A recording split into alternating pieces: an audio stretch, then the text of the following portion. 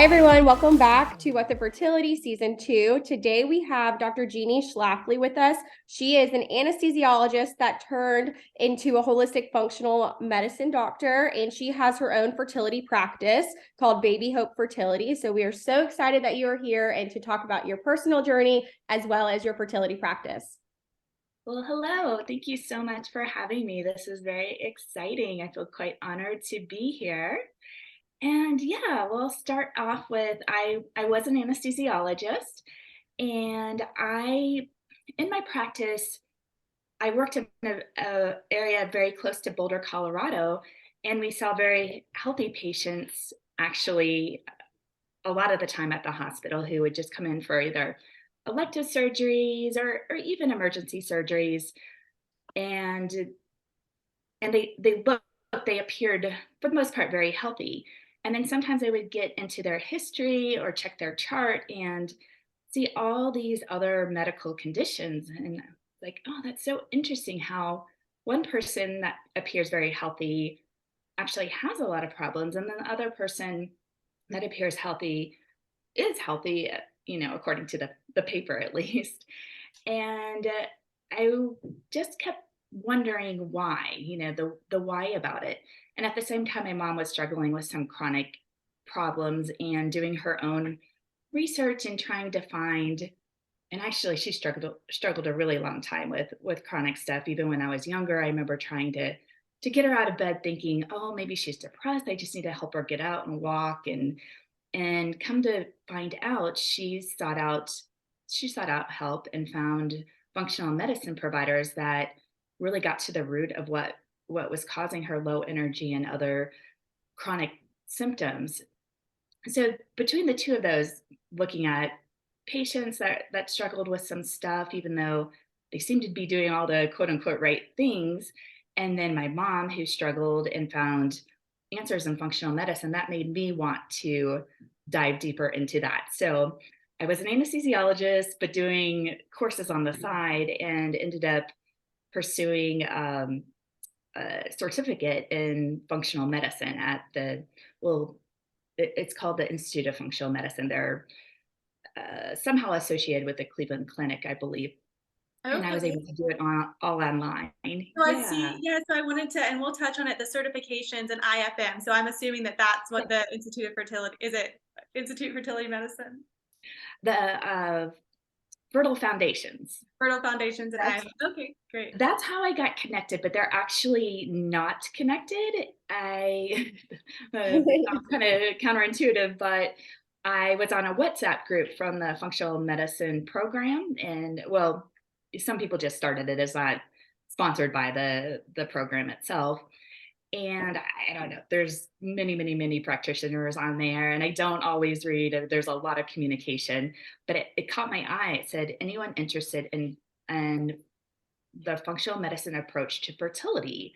And at that point in my career, I I noticed my hands, or back up, probably about a year prior, I noticed my hands were getting weaker when I was at work, and that was very concerning. We have to in anesthesiology, many times we have to intubate a patient so that we can take over their breathing during the surgical procedure.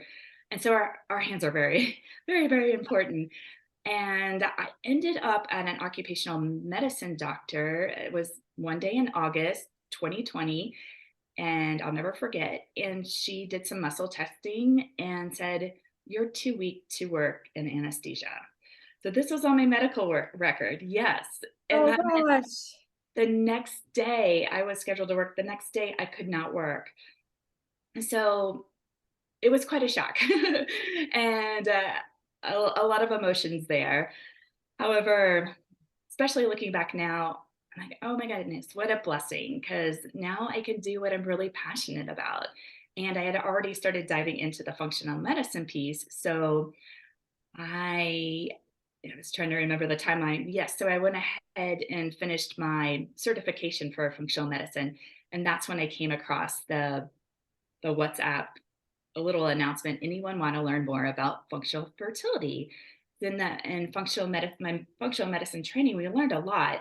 However, it wasn't really dialed into anything, especially not fertility. So I I got the chills when I just read that really simple message. I was like, yes. And the reason, the main reason why is my husband and I were also going through fertility challenges. And I had thought a lot about the why of that, similar to seeing patients in the anesthesia practice is why do I know and see some women that get pregnant like this, like no problem at all, and then others that seem very healthy or whatever it might be, or uh, that aren't getting help, that aren't getting pregnant, and that are struggling with it. So I'll go to my personal journey. So my husband and I, we met on Match actually, and we were both 40. And technically, I was, I think, 39. And then when we first communicated, and then I turned 40 when we first met in person. And on his profile, it said under kids, definitely. And for me, I put possibly, just mainly because of my age. I always wanted to have kids.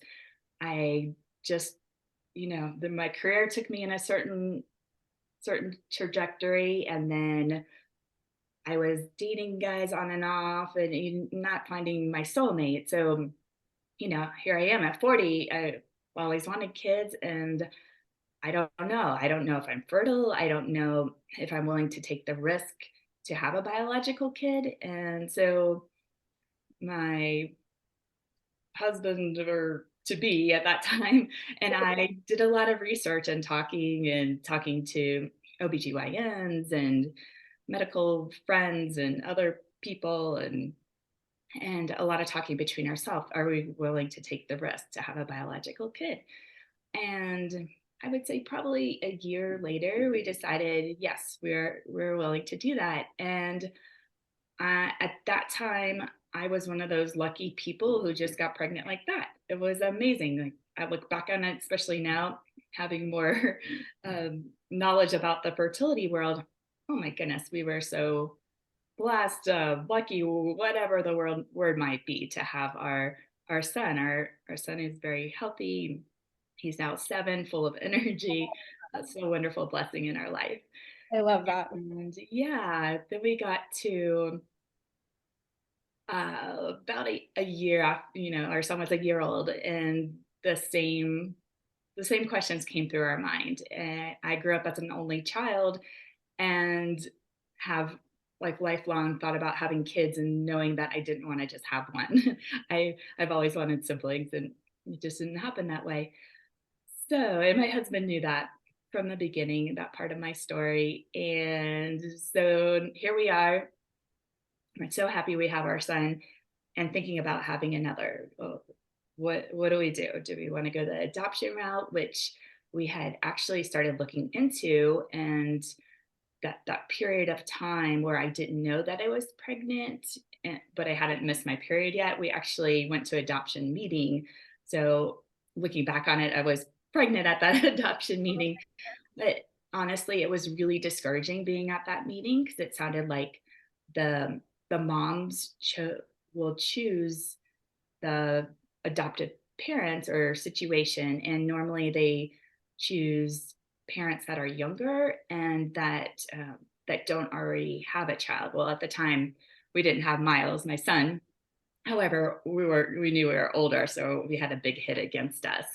I just remember leaving that meeting feeling discouraged, and then next thing I know, we were pregnant, which is wonderful. And then fast forward a little bit again. So we're back to my son is 1, and what do we want to do at this point? Do we want to try for a biological child again? Do we want to look into adoption a bit more? And honestly, we did a little bit of both. We looked into adoption, and we started trying for our second. It took us a really long time to get pregnant, or a year and a half, which felt really long, especially with our ages. And we did get pregnant, and that was our Lily Rose pregnancy.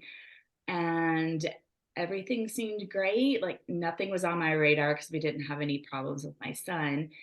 And then at 13 and a half weeks, basically, I noticed this protrusion, and I was like, we have rectal prolapse? Like, what's going on? Like, things were different, definitely from having my son. And I pushed on it and I realized that was the membranes and my water broke and my heart just sunk. And sure enough, we ended up losing our baby girl, Lily Rose. So my heart goes out to everyone. I had no idea prior to having that loss what a pregnancy loss was or feels like, and how devastating at least it was for my husband and I and our son. Miles was 2.5 at that point, and he's so sweet. And we talked to him about Lily Rose while I was pregnant, and he was so looking forward to having his little sister. And I really believe they were connecting. It was amazing. When he would tell me these things at 2.5, I'm like, okay, I think they're having some type of communication. It was wild. So Oh, That's it was hard adorable. for all of us. Yeah, we're so sorry for your loss, and I definitely appreciate you sharing it, especially the connection between having a child, because I feel like we don't have a lot of guests on that have already had children and then they go through a pregnancy loss. So I'm sure that's very, very helpful for women that have gone through that.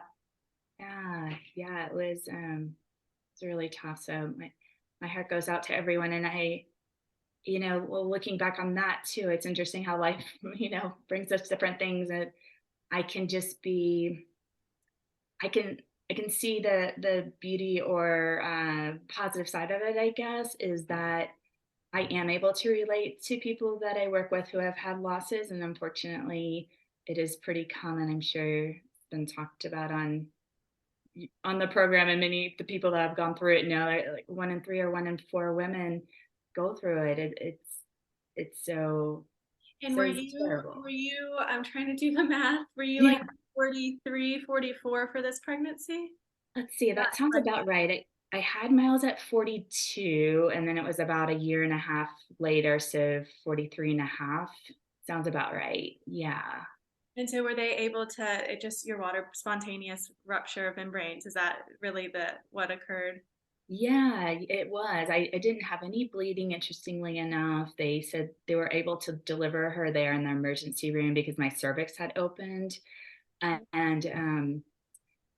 and the only thing we could come up with, we meaning the OB are my OBGYNs that I work with and high risk OBGYNs, was that I had an incompetent cervix, even though normally I think I'm not going to have the exact number of weeks correct here probably, but they said it's a little further along normally.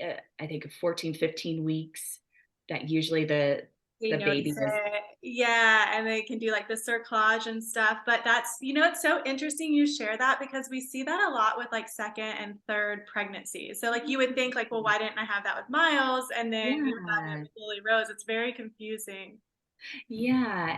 And I was told by our high risk OBGYN that, and I might have this piece of information not completely correct. I believe it was for pushing a long duration, like over a few hours. I can't remember the exact time. And my son was also forceps delivery, but I'm pretty sure it was the pushing part that he said that can lead to an incompetent cervix for wow. your next pregnancies. And also I believe I probably have Ehlers-Danlos. It's a connective tissue disorder, and my mom does. She's tested genetically positive for it. I'm hypermobile, and they said that could also contribute to it. So maybe a combination A of lot of sense. Yeah. factors. Yeah. Gosh, I'm so sorry. Oh, thank you. And I felt like it took me. I'll just speak for myself, but it took me a while to, I'll say heal, but that's not completely correct terminology because I still miss her and have sorrow, so it's not like completely healed and went away. Yeah. However, I got to the point where I was like, okay, now I'm actually thinking I want to be pregnant. Whereas when we first lost her, I was in awe and in shock, and I was like, how can women try for another pregnancy after they have a loss? This is just so incredibly painful and scary, so many emotions. But then 3 months later, it's like, okay, honey, we're old. We were old before. We are really old now. My goodness, no. We need some serious help. So that's when we pursued the Western world approach, I guess, to fertility. And definitely, looking from my holistic point of view at this point, yes, that's what I needed. I'll tell you more about our clinic, and it's tricky. Some people in the holistic fertility world do work with women who are perimenopause, but once the hormones start to change a bit, it's definitely more tricky. Meaning, not our success rates are not as high as they are prior to that. So we decided to see a reproductive endocrinologist, and we definitely had a fertility journey road just within that piece of our journey, I guess. And we tried some IUIs, and that was a roller coaster ride, as I'm sure some people can understand and have probably experienced it. It's, getting so excited, like, this is the day, we could be pregnant. And then finding that negative pregnancy test. And so we went through that, and then we ended up at a different clinic, and that RE said, "Well, your best bet is donor egg, with your age and follicle count." And she said, and my husband was on board with that. He's like, "Okay, yeah, let's go with the best bet, the safest, absolutely." However, I wasn't ready for that at the time. I knew we just had 2 pregnancies in our 40s, and I wasn't ready to say that this wasn't going to work, and yeah, let's do donor egg. I think I needed to try, basically. So we did. We tried, and the RA said, your numbers look good enough, and the fact that you just had a pregnancy, she thought it was worth a try if we really wanted to. So we did, and that was basically a failed IVF cycle. We had 6 eggs, and 1 matured, but not far enough to transfer. So that was disappointing and another thing to mourn. And I don't know. I just was in that moment until 6 months later. I don't know what shifted. I was like, honey, I'm ready. I want to do donor egg. I'm ready to have another baby. So Wow. did that, and we were successful with our baby girl, and Oh, That's so happy. amazing. And I think you said, and I'm trying to follow your journey. At what age did you deliver, Ava? Yeah, so 48. I had to think about that last night. it's I was like, incredible. Do you know what's so interesting? And Amanda, I think you've seen it too. All of whenever we ask what people want to hear on the show, everybody is saying pregnancy over 40, pregnancy over 40. Yeah. oh That's yeah, like our number one It's thing that so it's common interesting. nowadays. It really is. It's like so common with everyone with their careers, and it's just a different timing. And I think it's so important that we talk about it. yeah, absolutely. And there's different paths to get there. Sure. Like we went the RE route. Well, and then we're lucky with miles or blessed or all of the above. Yeah, and there's also my mentor that I trained with. So when the woman put out, "Hey, do you want to learn on WhatsApp? Do you want to learn more about functional medicine approach to fertility?" It ends up she had been connected with this woman, Dr. Amatma Simmons, I believe is her last name now, in California at the time, and she's a naturopathic physician who has been doing fertility for 10 plus years, and basically packaged her program, like all the research she did and actual clinical work, what has worked, what hasn't, packaged it up and said, "Hey, I'm willing to train providers with this gift," is how I look at it. This beautiful Okay. gift. Yeah, 'cause this is her success rate for women 38 and younger. 85% of those women get pregnant Wow. working in our program. Wow. Unbelievable. Incredible.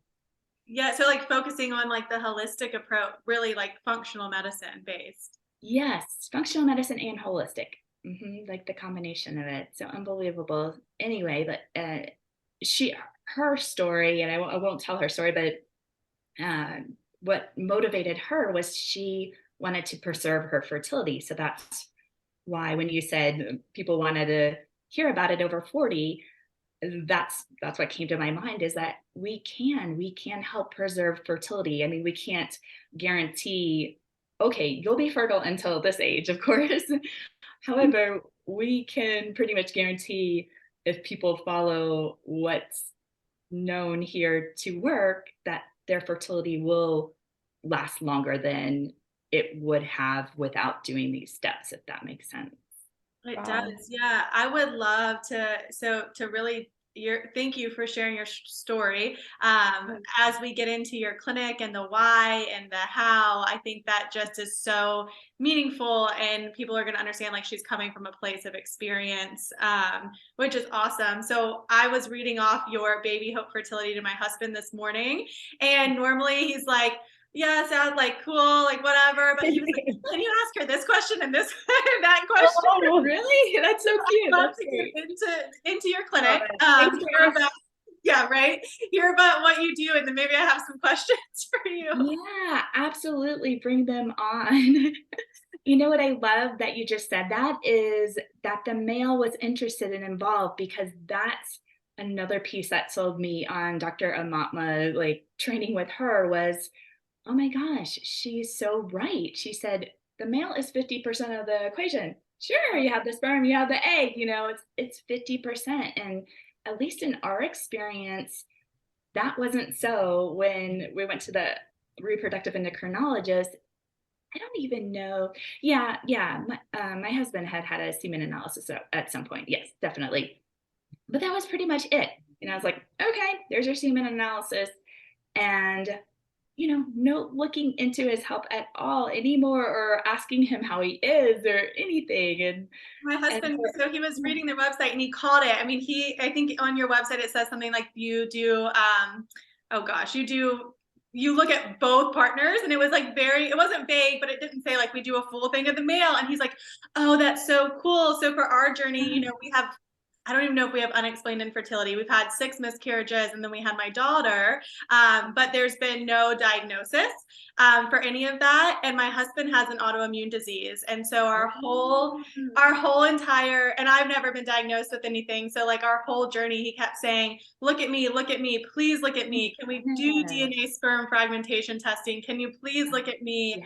Yeah. And just we went to 2 different clinics, and it was the standard semen analysis, which he checked all the boxes, everything looked great. But on our own quote unquote Google research, or like looking at PubMed or articles, we see all this stuff, mostly international based, where they're doing that. And so I'd love to. I know I'll let you go back a couple steps, but we'd love to get into that eventually.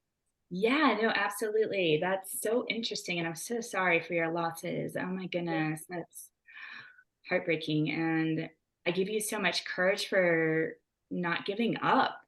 Like, I feel like, oh, it's so emotional. And I just admire people who have been able to survive going through that and not give up. And then you have you said daughter.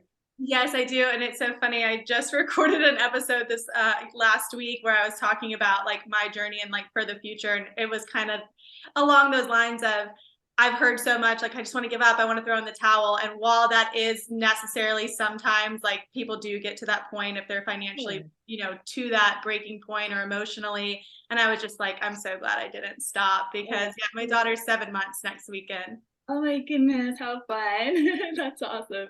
Yeah, I know, I agree. Everyone has their own journey, and yeah, what might work for one person, great. It might not work for another. Absolutely. Like, we all have our own choices, which is beautiful.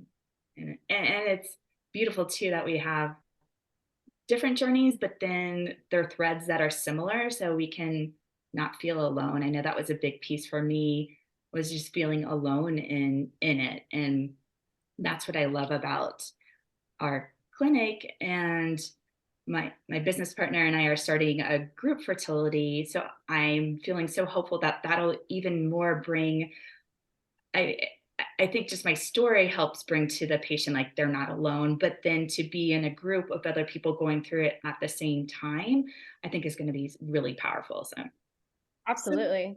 mm, so what does that look like? Your group, yeah, the group fertility. yeah, I can go there or I can start with Baby Hope Fertility. Which Yes, one you definitely tell prefer? us about your practice and then you can kind of show us what you guys offer and everything. And then go, okay, yeah, that might be a easier way to go through it. So I like to explain it because it's a little complicated, meaning there's a lot of pieces to it and 4 cycles or phases. And I used to say steps, but they're not sequential. So they're happening a lot of the time simultaneously. And the first one is discover. So we want to find the root cause. Like you had mentioned with your husband having an autoimmune disease, for us, that would be like, oh, okay, autoimmune, we're going to look at his gut. I mean, we're going to look at everything, but we want to see, well, one, if these couples have been struggling with fertility, why? The why. That's what I love about functional medicine is we find the why, not just, oh, you have this symptom, you're going to go do that, go to that physician or have that pill or this surgery. It's like, no, why? Like, why do we have this symptom and that going on? Like, are they all connected under there, or is there one or two root causes? So basically, and then we also work with patients that want to optimize their fertility for the future, so that it might not be answering that question of why aren't you getting pregnant, but it's looking at what could be the possible obstacles. So basically, it all comes down, honestly, to optimizing the woman's health and the male's health. So healthy man, healthy woman makes healthy sperm, healthy egg, or vice versa. I can't remember which That was which nice. one I said first there. Yep. So yeah, just doing a huge overview, looking at each of the partners' health. So we'll do basic lab panels. We'll ask a lot of questions. With going back to your husband as an example, with any autoimmune type thing, and sometimes we end up finding autoimmune problems that weren't labeled or diagnosed prior, especially with thyroid, because a lot of times a full thyroid panel hasn't been done, meaning thyroid antibodies as well. So if we do pick up, oh, this person has really high or even any thyroid antibodies off the normal range, which there shouldn't be very many at all. And then that keys us into, oh, you have an autoimmune process going on. And yes, absolutely, that can affect fertility. Not to say everyone that has an autoimmune disease doesn't get pregnant. I think we all probably know somebody that has had Hashimoto's or something and gotten pregnant. So it definitely works for some people, or doesn't cause a block or you know in fact affect their fertility at all. But many patients it does. So when I hear autoimmune, I think of the gut. Like, so much, like, this is our functional medicine training, so much of our health is actually comes from our gut, and how healthy is our GI system. It's so interesting. And without going into too much detail, but our gut should be somewhat leaky. Actually, the term is permeable.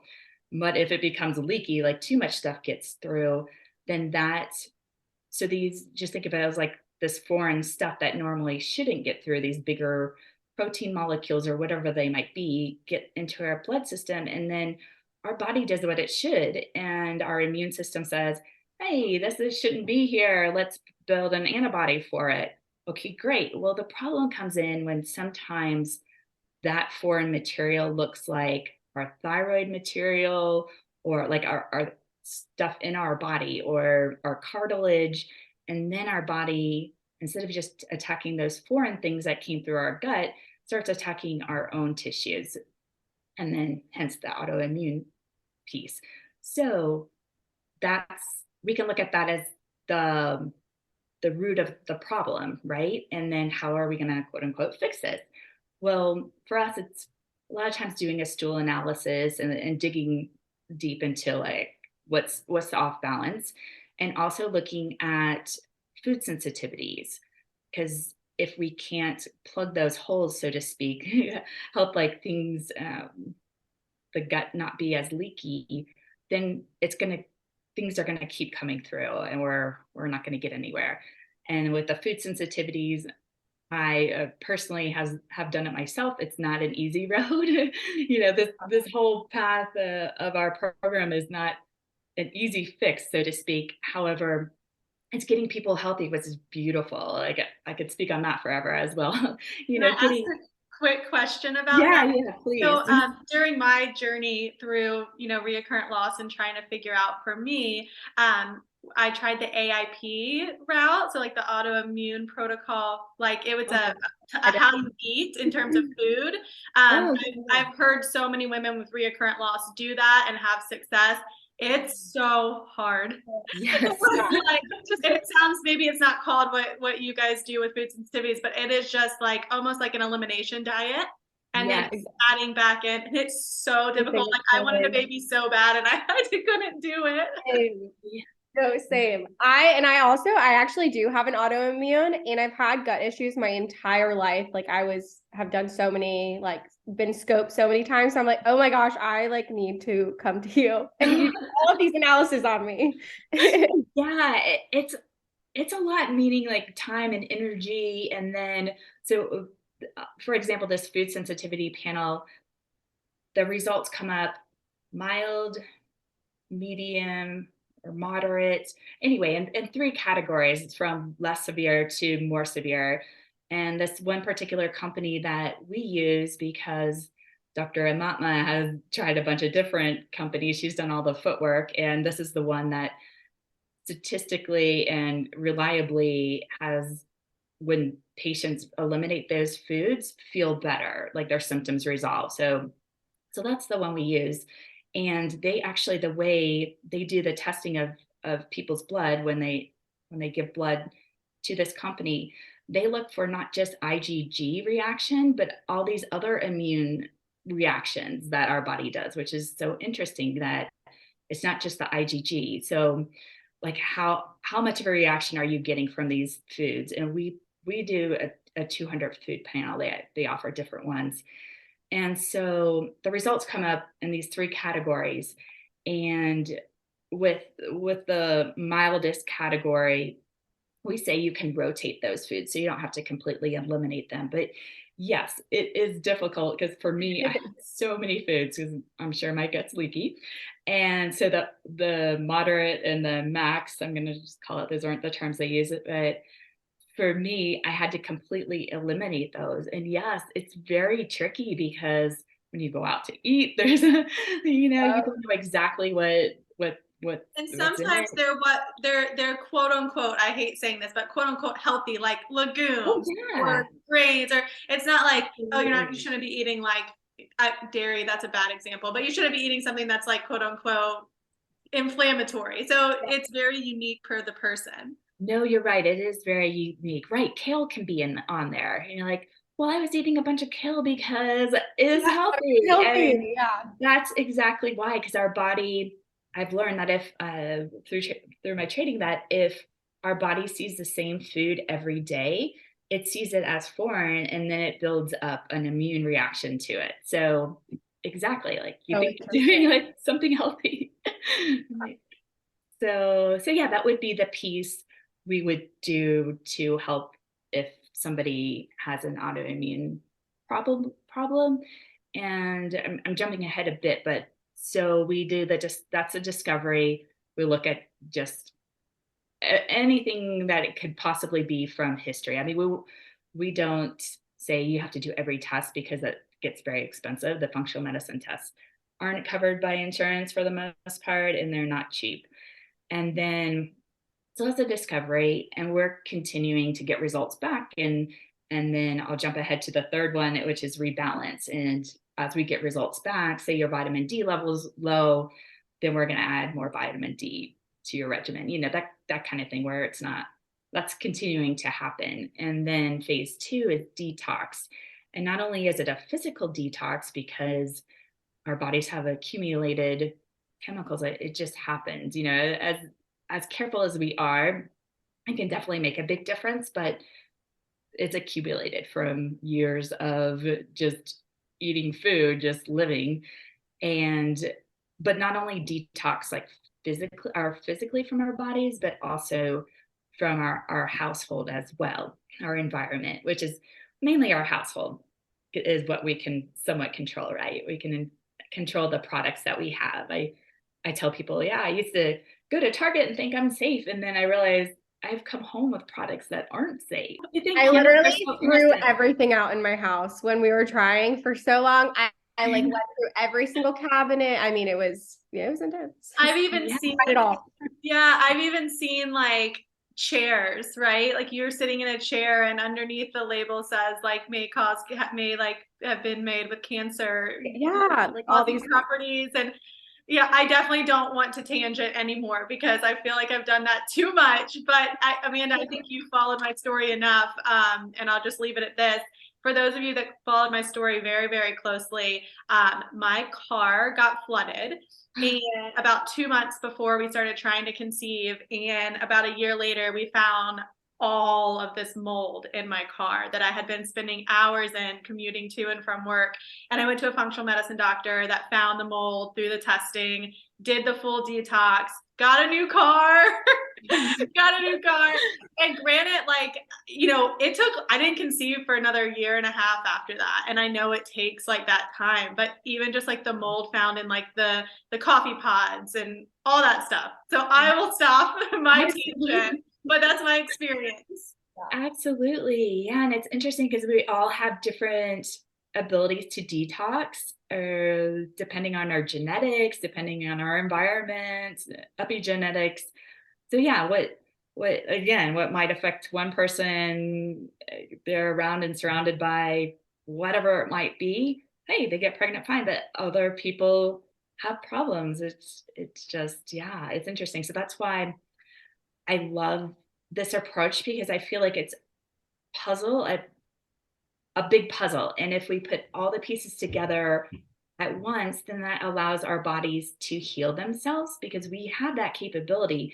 But if all the pieces aren't in place, then it's not going to happen. So that's why all these phases are happening as simultaneous as possible. I mean, obviously, a lot of these take time, and especially like you said, clearing out our house of all this stuff, and we'll help couples prioritize, what to do because it's a lot when you look at our beauty products, our cleaning products, our um, what do we have under our sink and what pans are we cooking with and what are we storing our food in? Is it plastic? That's all a lot to do and gets expensive when we have to replace all these things that we've been using. So that's our detox phase. And obviously stop me if you have any questions along the way. And then I had mentioned the rebalance. That's pretty basic. Yes and no, depending on what's going on. Like was mentioned, mold toxicity, it can take a while. And the getting patients optimized can take a while, especially depending on how long things have been going on. Like, once in a while, we'll come across people who've drank a lot of alcohol, like a substantial amount as just their lifestyle. And it takes a while to get our bodies back, depending on how long, like that substantial amount of alcohol intake had been going on. If it was like 10 to 20 years, that it's going to take longer than somebody that maybe had been drinking quite a bit for like the last 5 years or something like that. So that's the rebalance piece. And then the last phase, which might be my favorite, is the receive, because I think of those like sweet little souls in heaven just waiting for us. They're there. They need a conduit where it's physically going to work. But in order for even the physical piece, we need the emotional, spiritual piece as well.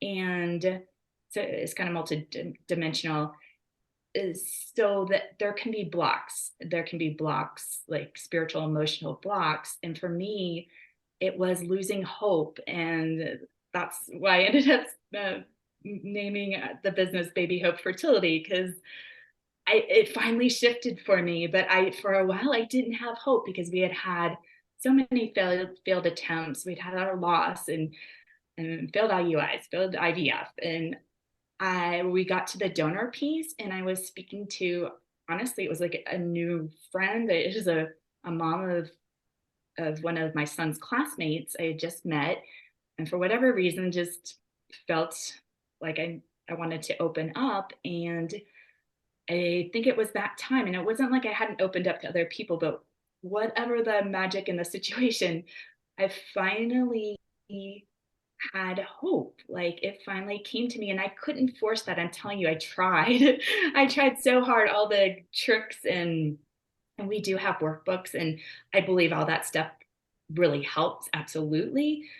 However, even that, like shifting the mindset and the emotions, I feel is a spiritual process as well. However, I think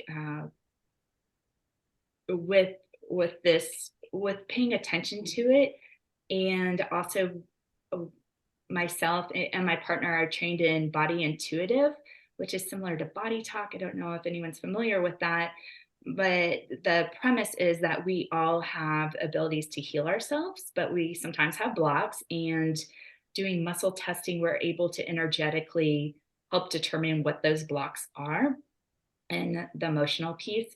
So with that, that's the spiritual piece of the program, and understanding that even stress is a spiritual physical process, and we're all going to have stress. I'm not saying like cut everything out of your life so you don't have stress. No, we're all going to have stress. Obviously, it is more stress resilience. Like how well do we handle stress? And with that, I love a good meditation practice. I mean, everyone's different what works for them, but I've found personally a good meditation practice, and I'm not saying I do this, like I try. It's hard with kids and being busy, but I try.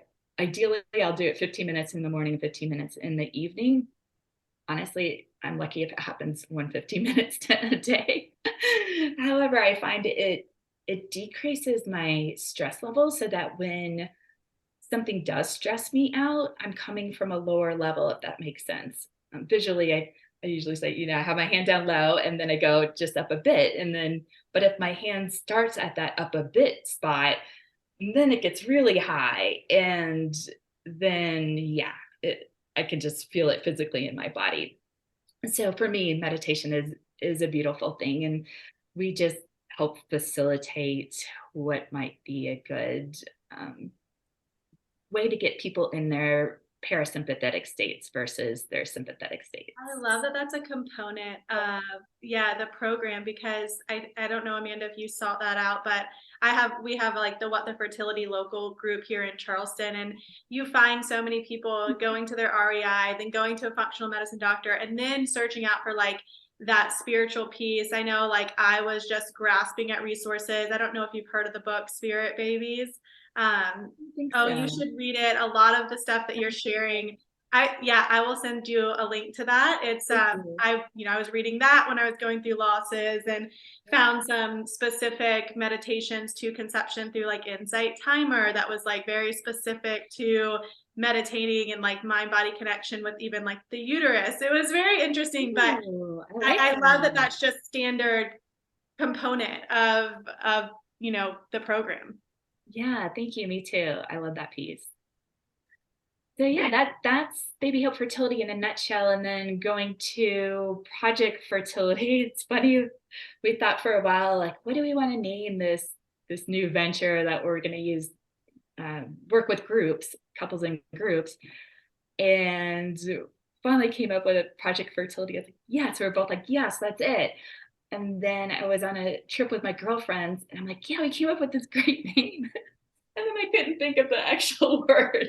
And I can realize I was like trying to describe it. They're looking at me like, but I think I have it down now. Project Fertility. And so basically taking the same program, but working in groups, more or less. So I think I heard, oh, go ahead, Amanda. No, I was just going to say, I mean, and you can totally chime in now, but I was gonna say, like, so if someone was to just be like, okay, I want to be a part, like actually come to your practice, like how does that even start? Are you only, I know you're like located in Denver. Can people that are outside of Denver come? Do they need to come to your practice? Can they do it online? Like, how does that beginning stages start?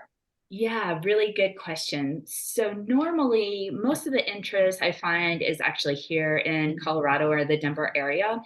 But interestingly enough, I've only had one couple come in. I do have a brick and mortar come in to see me in person.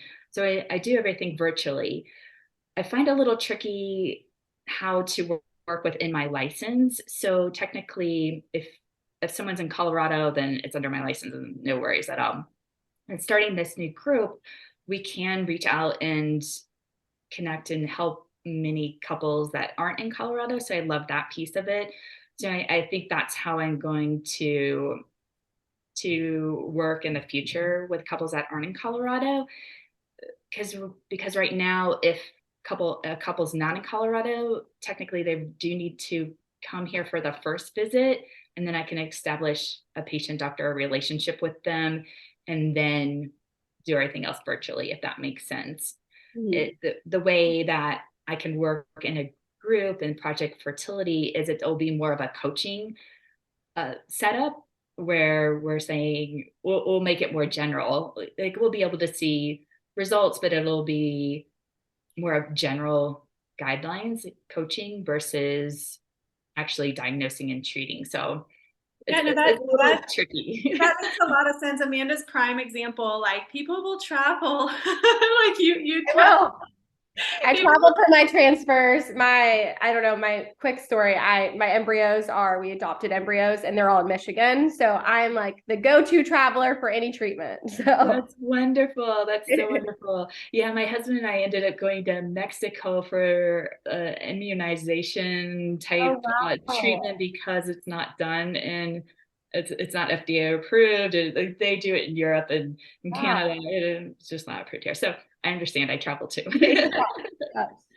That's really cool though.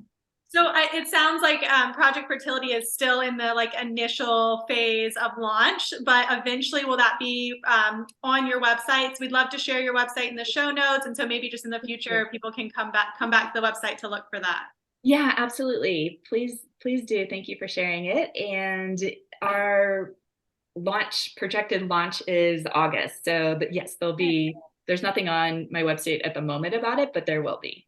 That's so exciting. Thank you so much for sharing not only your personal experience, but I mean, how amazing for the barrier of the motor development in your hands to launching you into this passion project that's so close to home.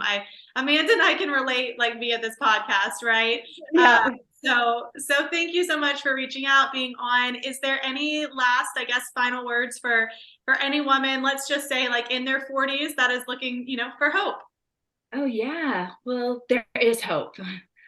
That's the simple part. There is hope, absolutely. And I love the looking at my treasure map, I guess. There are other names for it, but picking out pictures and writing and pasting them, make a collage of what you want in the future. That helps us manifest it. So like the more we think about it, the more we visualize us having that baby, the more likely we are to make those steps for that to come true. And yeah, it might not be an easy journey, but there is hope. There are ways. I love that. Awesome. Well, thank you so much. Like Kat said, we were just so grateful you were on and getting to share your whole journey and your practice and everything. So thanks for being here. Oh my gosh, absolutely. Thanks for having me and thanks for sharing your journeys as well.